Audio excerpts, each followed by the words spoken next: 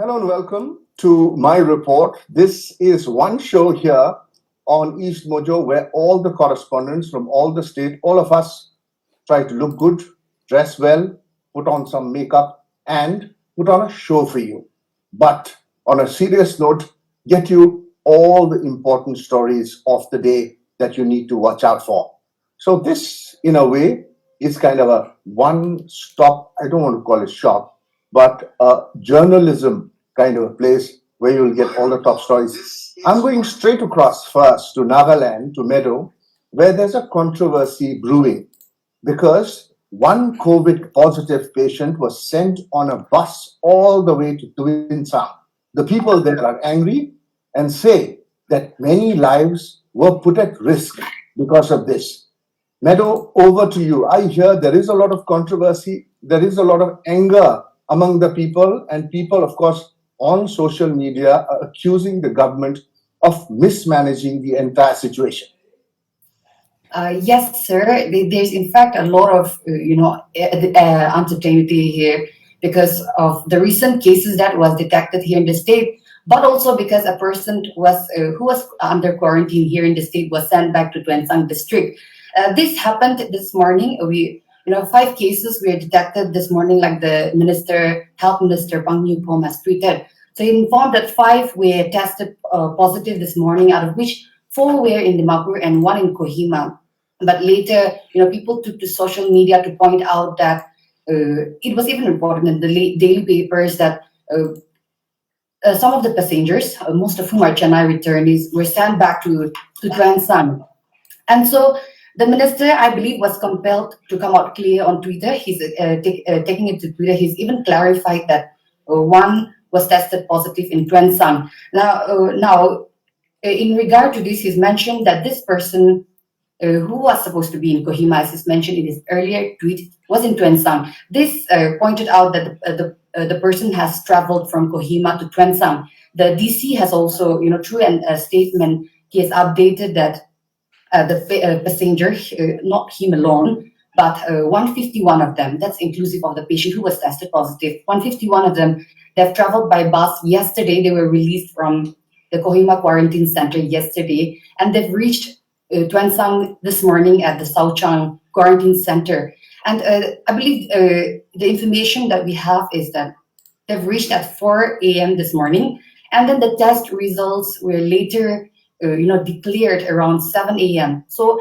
after these persons have reached Tuensang, the result was declared. This pointed out that persons, although their samples were collected in Kohima, after 3 days of quarantine, they were sent back to their respective districts for quarantine. And in this regard, because there has been a lot of debate going on social media, news lots picking up, I also have written a report on this on our portal at eastmojo.com. In addition to that, I've made attempts to call the health minister. I'm informed that he's still at a meeting, and likely in an hour or two, if I am lucky, I will be able to get an exclusive interview with him and maybe be able to clear out on some confusions. I've also tried to reach the health department in this regard, and sir, surprisingly, the IDSP, the nodal officer who declared the positive result to the district administration, is not privy of these passengers being sent to the district, sir. That is so strange. So this is the story that we are going to dwell some time on because in Nagaland, dynamics are changing on the ground. Remember, there are a number of tribes and people are angry. I've seen a lot of social media posts, Meadow, which is, of course, calling for dismissal of some of the government servants, suspension even for this. Now, how come that a person was let out of a quarantine center without his result coming out? That is something that we simply cannot understand. Has any reason been given to you for this?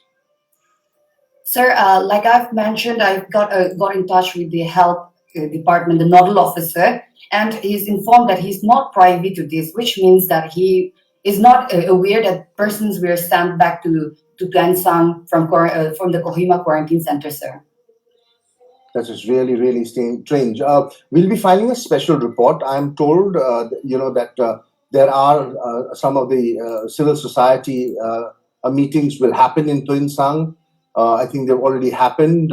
Meadow, any information on that? Because I heard that there was going to be some kind of a meeting there in Tuinsang to take stock of the situation on the ground. We have received an update from the district administration this evening saying that a meeting was held, and they have highlighted that they will be appealing the state government to send the returnees only after the test results are being declared. So this is one appeal that they have mentioned, that they will be sending it out to the state government. Right. So Meadow is continuously trying to track that story. She's reached out to the minister, and we could hear from him soon, is what Meadow is saying. So yes, EastMojo.com. You can also check out our Nagaland section. Keep watching that section because we'll update that story very soon. All of us are working very hard on that developing story, and we understand that there is anger on the ground. Let's move on to another state, which is also always in the hot seat these days because the number of cases being reported. Sally is joining us from Manipur. Sally, give us your updates. Yes, good evening, sir. Good evening. Yes, we have got 5 more new cases which has been detected. 2 cases was detected at late night yesterday. So these 2 cases which was detected yesterday is actually from Topal district. So this Topal would be the fresh case because the second case which was detected early into April was already, discharged from the hospital. So these 2 cases from Topal is the fresh case from this district. Another 3 more cases which was detected today one is from Bishnupur district, and the other 2 is from Imphal East. Now, most of the cases we have in total, we've got now 44 confirmed cases in our state. And since 4 cases have already been discharged from the hospital, we've got 39 active cases. I wanted to point out because most of the cases which has been detected in our state so far since May 13, that's the fresh cases which was detected after the 2 cases was discharged from the hospital. So those most cases were those returnees by train or buses from various metro cities. Now today, the one which was detected from Bishnupur district, he is the first patient which come by flight. He came by flight by Air Asia.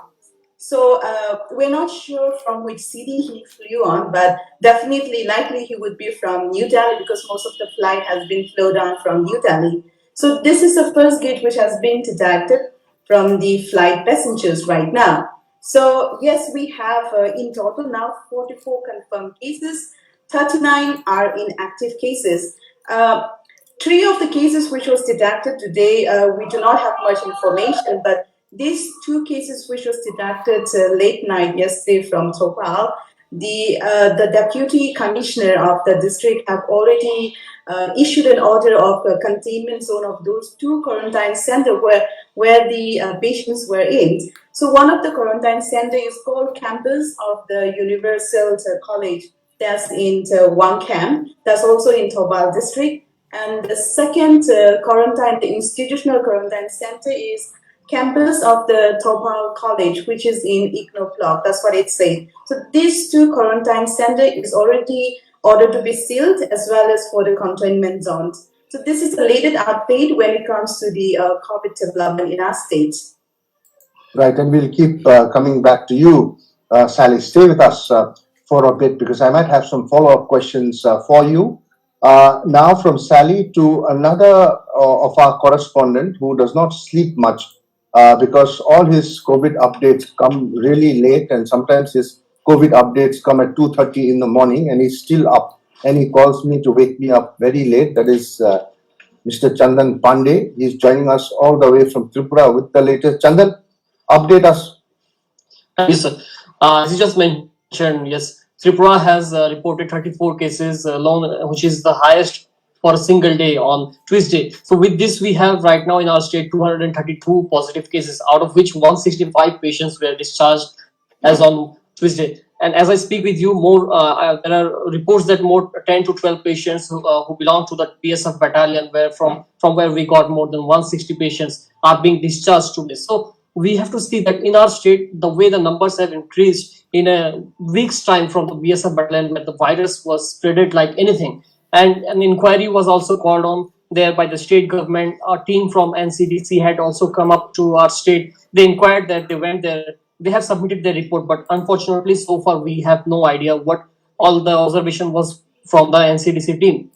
The team has submitted their report to the chief minister through the health secretary, and the chief minister has said that the report will be forwarded to the MHA, since the BSF battalion comes under the MHA. So the government will not say something as of now. So we have to wait what went wrong and how this virus was spreaded in this BSF battalion. And also speaking on another note is that we can see the people coming back from the other states like Mumbai, Chennai, which has a large number of COVID cases in the last 1-2 months time. So people coming in from there in the Samik special trains are also infected. And in last 1 week's time in our state, more than 50 people who have returned from other states have been found positive for this virus. So this is something which is very alarming, and the government, the chief minister this afternoon has tweeted and he has informed that he has spoken over telephone with all the states, all the panchayat secretaries and village councillors. He has instructed them to set up institutional quarantine in each and every panchayat, so that any person who is coming back from other state or anywhere where he was stranded prior to the lockdown is put under that institutional quarantine, and their families are not harassed. They can come out of their house and they can continue their activities. So this is the update when it comes about COVID, sir. Right, and it's also very important for all of us to note that although a lot of positive cases are coming from people who are coming from outside, most of them are coming from the metro cities, and because of which there are positive cases being reported. Remember, we should not discriminate against them. It's very important to make them feel welcome at home. Now, making them feel welcome does not mean that we go close to them or break the quarantine norms. We can say far away, wave at them, and obviously you can shout out and say, yeah, you're welcome. But the most important thing is, please do not discriminate. That is one message going out. Yes, there are positive cases. What has to be done is all the norms that have been set, especially for all the quarantine norms, that has to be followed properly. Remember, our frontline COVID warriors, the policemen, the health workers are working tirelessly. They need our support. That is something that we need to remember. On that note, I will go across to Her Highness from Meghalaya. Princess is standing by. Princess, interesting and very sad that, apart from all the COVID pain that we already have, because some new cases have been reported in your state, we are also seeing a lot of damage because of the rain. Norms that has to be followed. Absolutely, just at night itself, we have reported 5 new cases. Now, these cases are the ones, students, people who were stranded in other states who have returned. And it was reported last night that 5 more positive cases have been reported in the state of Meghalaya. Now, this takes Meghalaya to a total, the tally of COVID-19 cases reported in Meghalaya is a total of 20. Now, I'll just break down this figure for you. We had 12 who had already recovered, and 1 death, which is the death of late Dr. Silo. And then we have 7 active cases.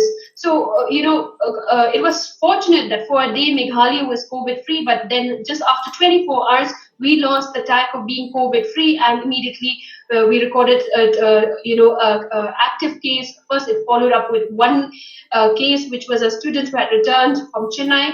Following that, after a week, another case, which was the same person who had traveled along with this person from Chennai, who were traveling together. This person had also tested positive. Now, luckily, what had happened was that these people were already under isolation in the institutional quarantine center. So thankfully, there was not much quite of, it was not worrisome at all where, they had to do a contact tracing or any of that. Because remember this, that Meghalaya is ensuring that, the protocol that they've put in is that any person returning from other states, they'll have to ensure that they go through a screening and then the testing, be it the the RT-PCR. Now, once these the results have been declared that the person has been tested negative. Now, firstly, once they return, a screening is done, then they're sent to the institutional quarantine. They have to stay there till the results quarantine.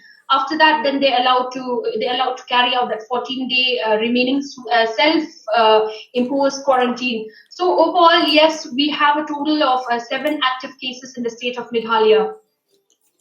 Right, so 7 active cases. And what about the destruction because of the landslide? Well, if you're looking at landslides, after Cyclone Amphan, following that also the states received incessant rain, and it was raining in several districts and has caused a lot of disruption. Trees were uprooted, even poles also were. There was a lot of destruction, especially if you look at the roads also. And we have shared some videos on EastMojo.com, even on our YouTube channel also. We have shared the videos, how much of destruction was there. Now, mainly the affected areas are like West Garo Hills and West Jaintia Hills. These are some of the districts that have been badly affected.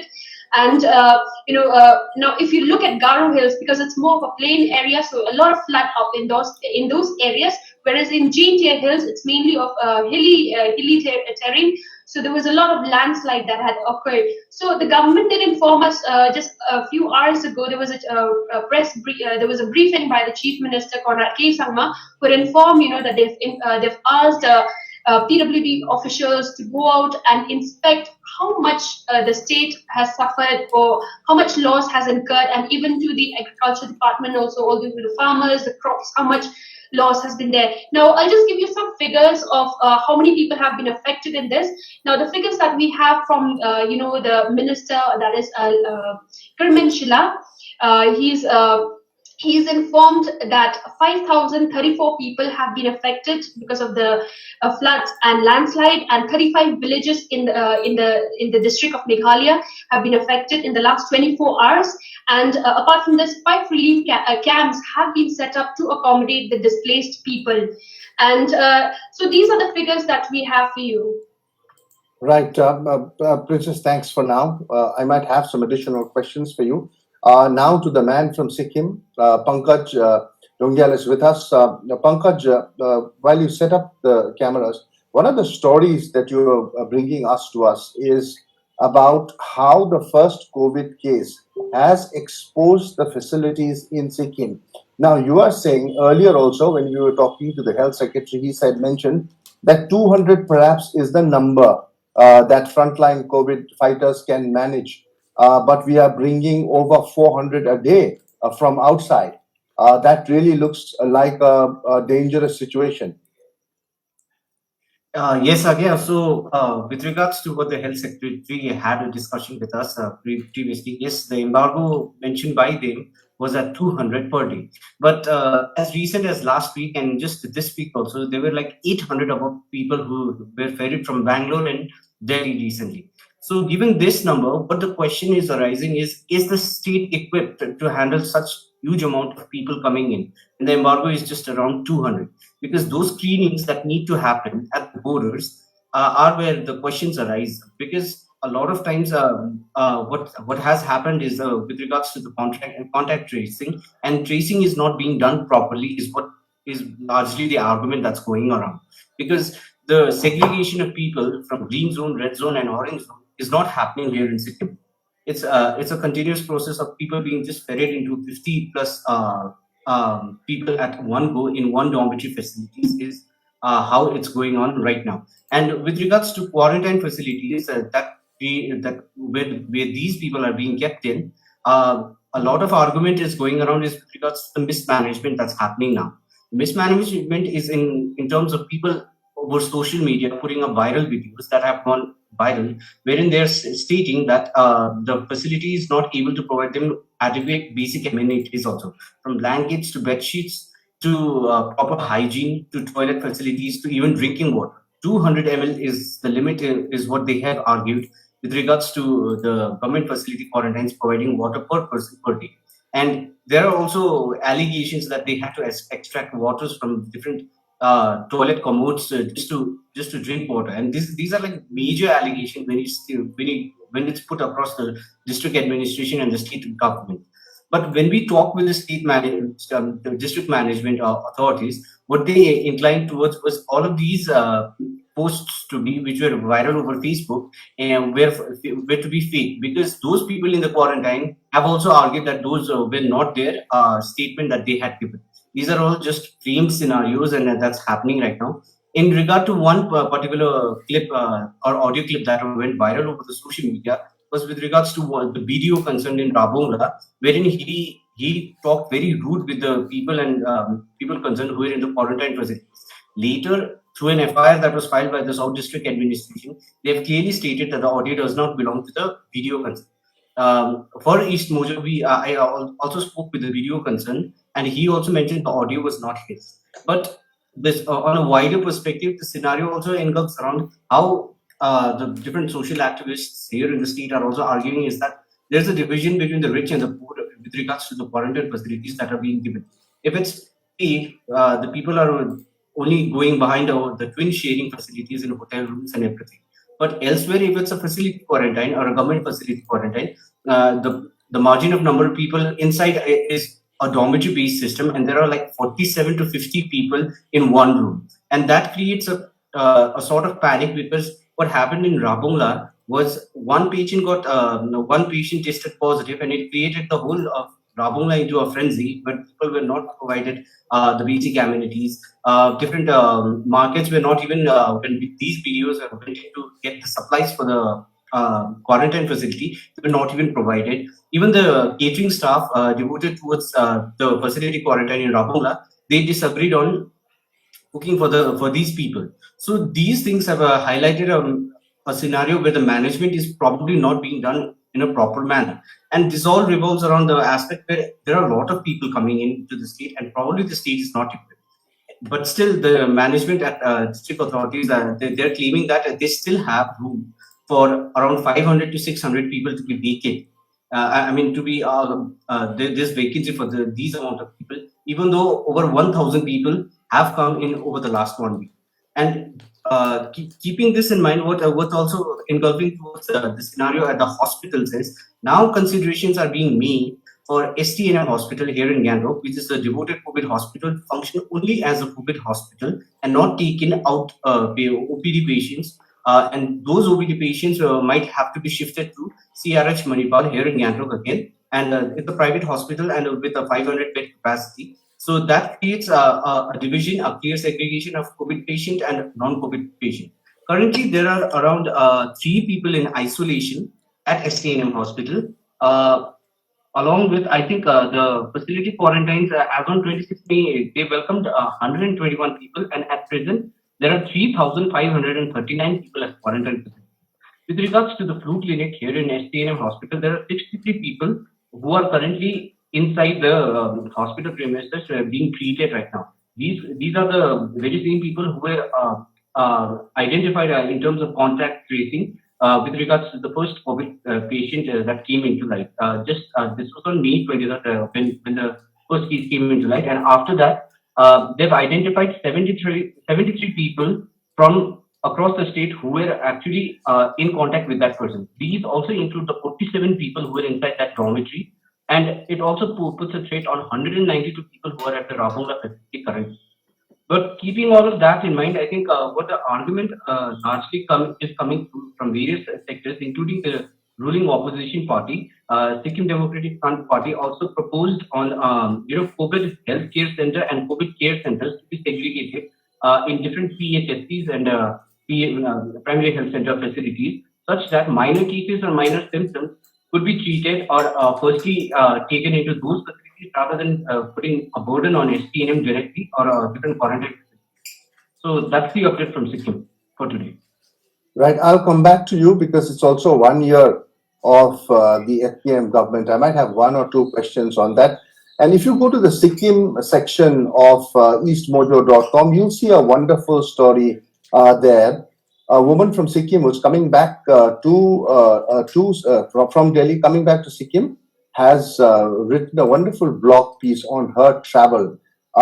In these times when everybody is taking to social media to complain, this piece is different because it's very objective and talks about the troubles, also looks at why people need to be ready, prepared when they are traveling in such unprecedented times, and to understand, to reach out to people on the ground. It's amazing how she spoke to people in Bihar who are also migrants, who are desperate.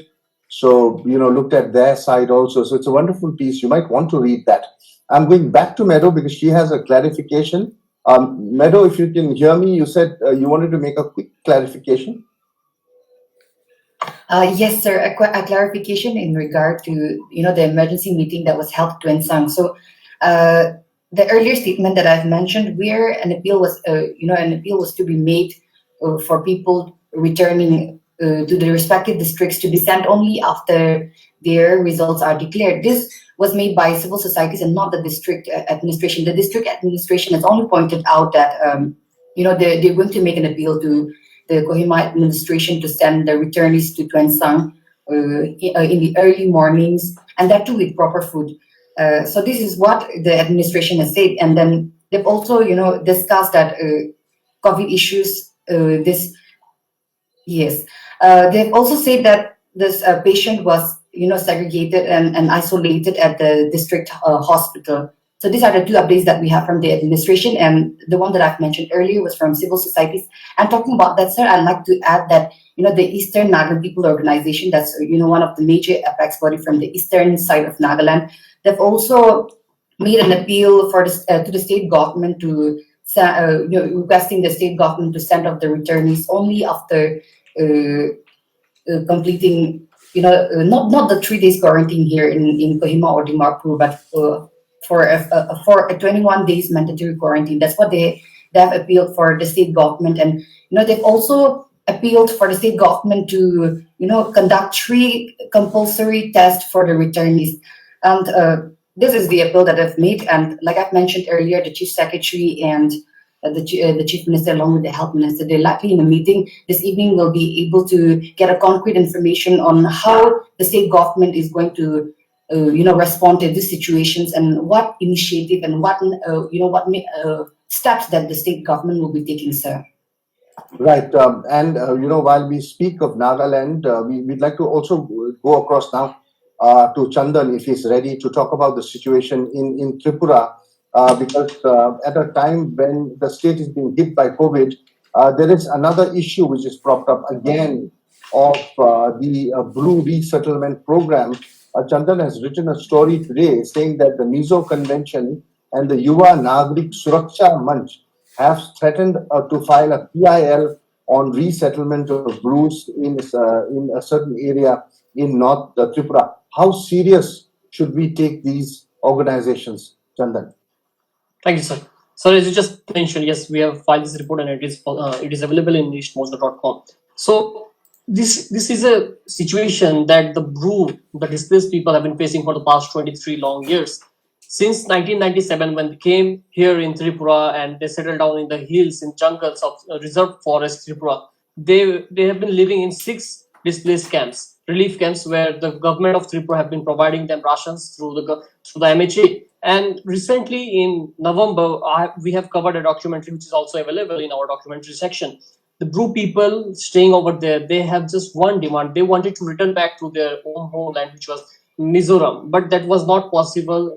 A number of times the process was taken, more than 10 to 12 times people went there, and a number of people also returned back to Tripura because they have been alleging always that they are not allowed to live with the Mizo people over there. They have had ethnic clashes times and again, and now since they are here, the government has decided they will be resettled here in Tripura. An agreement was signed between the government of Tripura, government of Mizoram Center, and the leaders of Bru relief camps, which gives them the permission to settle down in Tripura, across Tripura. And the government had also proposed 12 locations across the state, which includes a major section in Kanchanpur subdivision, which comes under North District, which means where they've been living for past 23 years, the government has decided to give a good number of area there so that they can settle down in the area where they have been living for a large number of time, where the people have been born and brought up a number of people.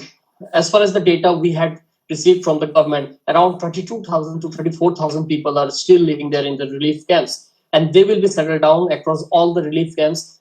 According to that, a process has already begun, and the subdivision magistrate of Kanchanpur, she had started inspecting the land areas, the land site which was proposed for their rehabilitation, for the resettlement there.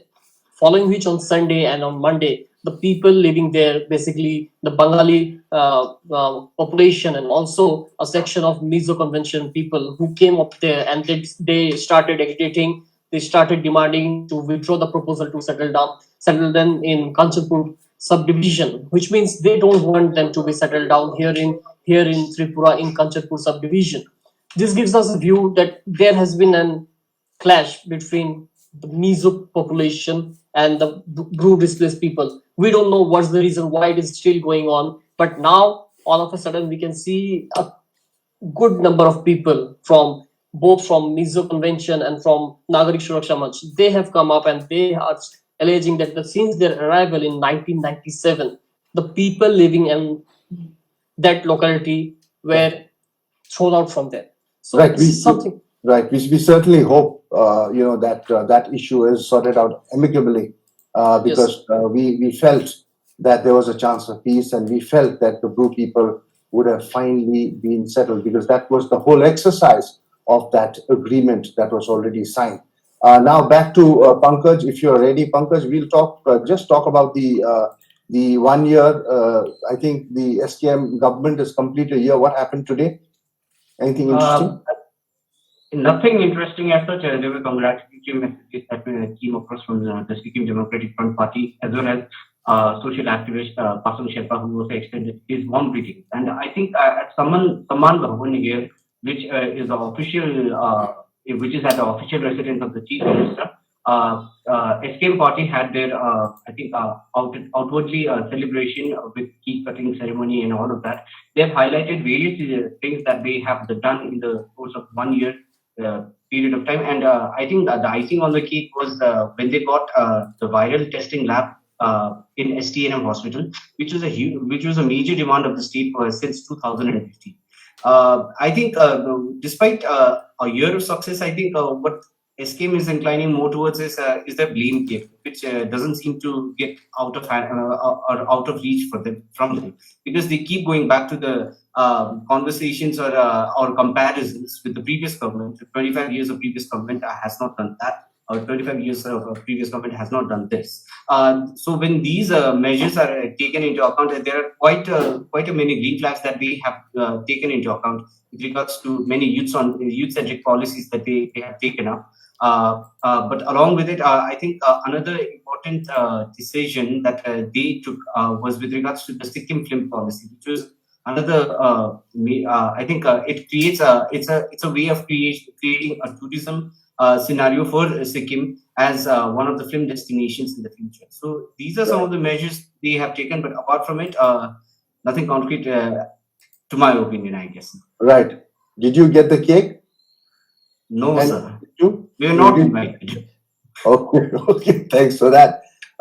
Sally, I don't know if Sally is around. I'd just like to ask Sally about the Manipur Chief Minister holding a meeting with tribal leaders. In your report, you've said that this is a first of its kind meeting, especially on coronavirus, and the Chief Minister met leaders of various unions and councils of the hill districts. Yes, sir. Yes, it's like this is the first of its kind. Normally, the Hills leaders meeting and the people's meeting normally used to have in a monthly basis. But after the COVID outbreak in the country and in the state, this is the first time where the chief minister is holding a meeting with the leaders of the Hills leaders of the from different hill districts.